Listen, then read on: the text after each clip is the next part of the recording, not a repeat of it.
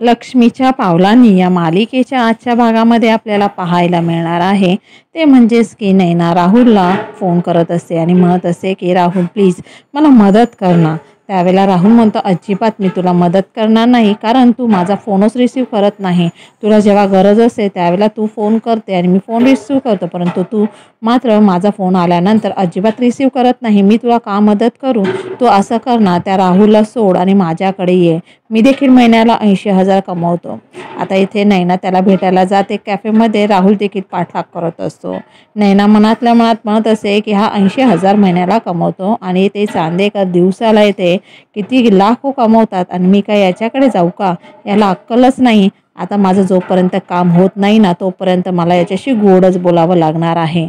आणि त्यावेळेला मात्र सौरव आहे तो म्हणत असतो की मला आहे ना तुझ्याशी लग्न करायचं आहे आणि त्यामुळे ना तू ते सगळं सोड आणि आपण लग्न करूया. नेमकी ही गोष्ट राहुल ऐकतो आणि तो म्हणत असतो की काय चाललं आहे तुमचं?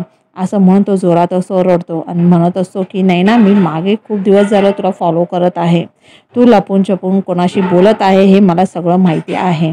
म्हणजे तू याच्याशी बोलतेस का? आणि तुमचं काय चाललेलं आहे? तुमचं बोलणं मी ऐकलेलं आहे. तू याला फोन करायचीस का? त्यावेळेला ती म्हणत असे अरे राहुल कळतंय का तुला? जरा ऐक ना, माझं ऐक जरा. त्यावेळेला तो म्हणत असो मी काय आता ऐकू? तुम्ही दोघं जण एकमेकांबरोबर प्रेम करतात की काय? आता लगेचच ती म्हणत असे की नाही तसं काहीच नाही आहे. राहुल रागारागामध्ये आता घरी येतो आणि सगळ्यांना सांगत असतो की तुम्ही प्रत्येक वेळेला मला बोलतात ना की मी तिची काळजी घेत नाही, परंतु ती चक्क मला फसवत आहे. त्यावेळेला ती म्हणत असते की अरे ऐक ना, राहुल म्हणत असतो की प्रत्येक वेळेला तू म्हणतोस ना माझ्यामध्ये ॲटिट्यूड वगैरे काय आहे ते, आता तुझ्यामध्येच ॲटिट्यूड आहे. आता तुझी चोरी आहे ही पकडली गेलेली आहे. तू नवऱ्याला सोडून दुसऱ्याला भेटायला काय जायची गरज आहे कॅफेमध्ये? असं तो जोरात ओरडूनच म्हणत असतो. नैना म्हणत असतो का मग आता ती खोटं खूप बोलायला लागलेली असते. ती म्हणत असते की मी काय करू बरं आता? डॉक्टर सौरव आहे तो माझा मित्र आहे. आम्ही कॉलेजच्या दिवसापासून एकमेकांना ओळखतो आणि तो माझा गायनॅक आहे. त्यानेच तर माझी प्रेग्नन्सी कन्फर्म केली होती. अशा पद्धतीने ती सगळं काही खोटं बोलायला लागत असते. ती म्हणत असते की मी त्याच्याबरोबर कम्फर्टेबल आहे आणि त्यामुळेच तर मी त्याला भेटायला गेले होते. मला म्हणजेच माझी प्रेग्नन्सी आहे त्याच्यामध्ये काय कॉम्प्लिकेशन्स आहेत का ते बघायला मी गेले होते, दुसरं काहीही नाही. तो मला व्यवस्थित डिटेल्स सांगतो. मग मला तर कोणी घेऊन जातच नाही. तुला तर वेळच नसतो माझ्यासाठी, तर मी तरी काय करणार? असं ती पुन्हा खोटं बोलायला लागलेली असे.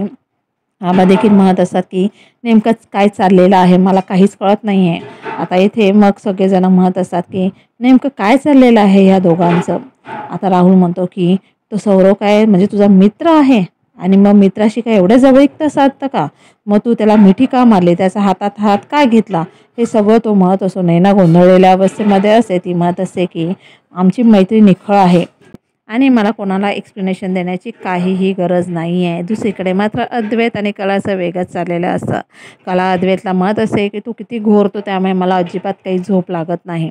अद्वैत म्हणतो मी अजिबात काही घोरत नाही आहे, तू खोटं बोलतेस. म्हणून आता कला एक प्लॅन करते, त्याचा एक चक्क व्हिडिओ बनवते आणि सकाळी त्याला दाखवते. अद्वैत ज्यावेळेला स्वतःचा व्हिडिओ बघतो त्यावेळेला तो मात्र म्हणत असतो की अरे बापरे, माझ्याकडनं एवढी मोठी चूक झालेली आहे. तो तिला सॉरी म्हणत असतो. त्यावेळेला ती म्हणत असे काय म्हणालास? लगेचच तो म्हणत असतो सॉरी बोललो ना मी आता तुला त्या गोष्टीसाठी. त्यावेळेला कलामध्ये तुझ्या सॉरीने काय होणार आहे? रोज माझी अशी झोप आहे ती मोड होत असेल, त्यामुळेच तर मला खूपच आता त्रास होतोय त्याचा. पुन्हा त्याला खूप गिल्टी फील होतं आणि तो म्हणतो की ठीक आहे आता याच्यापुढे माझ्याकडनं असं काहीही होणार नाही आहे. आता कला येथे पुन्हा जिंकलेली असते.